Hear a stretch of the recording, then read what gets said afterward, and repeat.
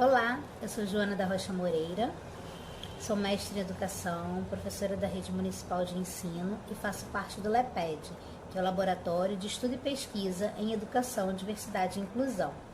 Fui convidada pela professora Etienne para fazer alguns vídeos curtinhos explicando um pouquinho a respeito do TEA, né, para que ela possa disponibilizar o vídeo também em Libras, né?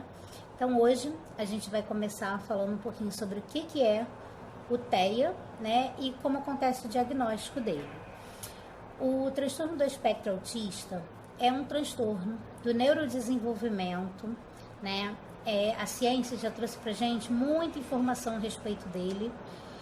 Nós já temos mapeados mais de 1.800 genes que estão relacionados à questão do TEA, né? Mas ainda existem muitas lacunas a serem preenchidas sobre esse tema, né? A cada manual, né, diagnóstico médico que sai, o DSM, né, o ACID, existe uma transformação muito grande, tanto da nomenclatura como da classificação, né? Ele surge como autismo infantil, aparece também como condutas típicas, né? Durante um longo tempo foi chamado de autismo, né? Só autismo, que seria o olhar para dentro de si, né? E agora a nomenclatura que está se utilizando é transtorno do espectro autista, né?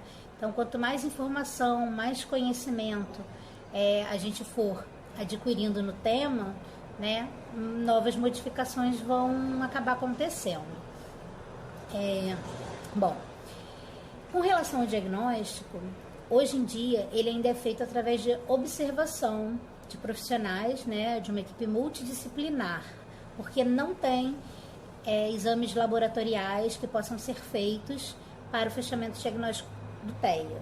Já existem pesquisas promissoras para que isso venha acontecer no futuro próximo, mas a gente ainda não tem. O que às vezes acontece com as famílias é que é muito comum comorbidades. Então, quando a pessoa está fazendo a investigação para o TEA, se observa alguma outra questão que possa estar associada, existem exames laboratoriais para confirmar ou descartar outra patologia, né? Não a questão do TEA, né? Porque ainda não existe exame laboratorial para isso. É através de observação de profissionais que é fechado ou não o diagnóstico.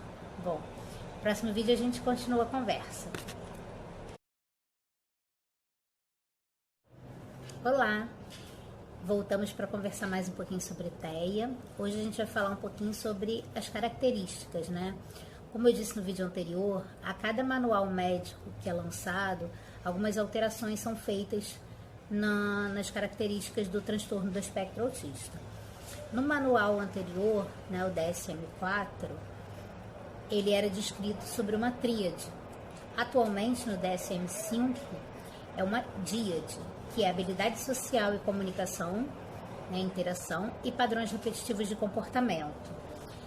Anteriormente, a habilidade social, a comunicação e interação, elas eram separadas, elas foram unidas. Bom, a questão é que a forma como as pessoas com TEA, né, interagem com os outros é uma maneira diferenciada. Há um déficit socioemocional que faz com que as pessoas tenham dificuldades de demonstrar, de falar sobre afeto, interesse, emoção. Não só falando, mas a maneira de lidar com o outro, né? Que pode ser através do contato visual, ele pode não acontecer ou pode acontecer de forma diferenciada, um tempo mais curto, né? De capacidade do olho no olho. A questão do toque, né? Do contato físico. Ele às vezes é bem-vindo, às vezes não muito. Os gestos, a forma que você tem de interpretar o que o outro quer dizer com a sua expressão facial, também existe um comprometimento aí. Eles conseguem perceber que há uma diferença, mas não conseguem fazer a interpretação daquela expressão, né? E o ajuste ao comportamento social é um grande desafio, né?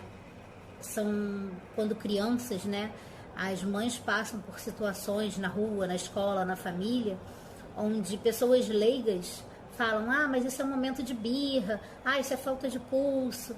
E não é isso, né? Então, quando a gente tem situações com essas características, é importante buscar uma ajuda profissional para tentar entender por que aquilo está acontecendo, né? Se ajustar ao comportamento da sociedade é uma tarefa muito difícil para eles, por diversas razões, né? No próximo vídeo a gente vai conversar sobre os padrões repetitivos, para que os vídeos não fiquem muito extensos. Então, até mais!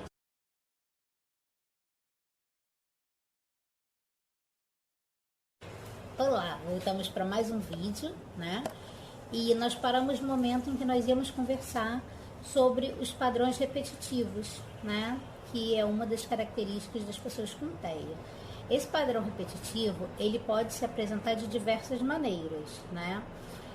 Uma das bastante comuns e frequentes são as estereotipias, né?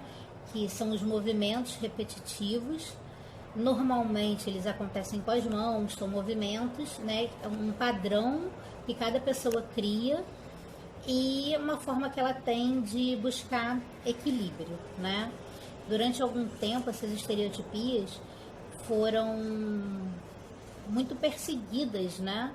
E existia muito trabalho em cima de retirar, né? Era unânime o desejo de se retirar as estereotipias, e hoje já há uma compreensão de que esse é um momento, uma tentativa de equilíbrio, né? Diante de algo que esteja incomodando, e já existem vertentes diferentes para isso, né? Mas se entende que é um momento importante para a pessoa se manter seu autocontrole, né? Outra característica muito comum é o interesse tanto pelo girar do corpo como por objetos que giram, né? O olhar para o ventilador quando ele está ligado, na hora de brincar com carrinhos, virar o carrinho de cabeça para baixo, ficar brincando com a roda, né? No momento da brincadeira se revelam muitas questões importantes, né? Porque você não brinca com um brinquedo, na maioria das vezes, de forma convencional, né? Você vai pegar o brinquedo, você vai separar ele por cores, você vai alinhar, vai empilhar, mas você não consegue brincar da forma convencional, né? A necessidade também de uma rotina muito rígida, né? Tem gente que gosta de fazer inclusive os mesmos caminhos sempre, né? Interesses sempre pelo mesmo assunto, pessoas que só gostam de falar sobre aquilo, só se interessam quando o assunto seja esse, também é uma característica muito grande.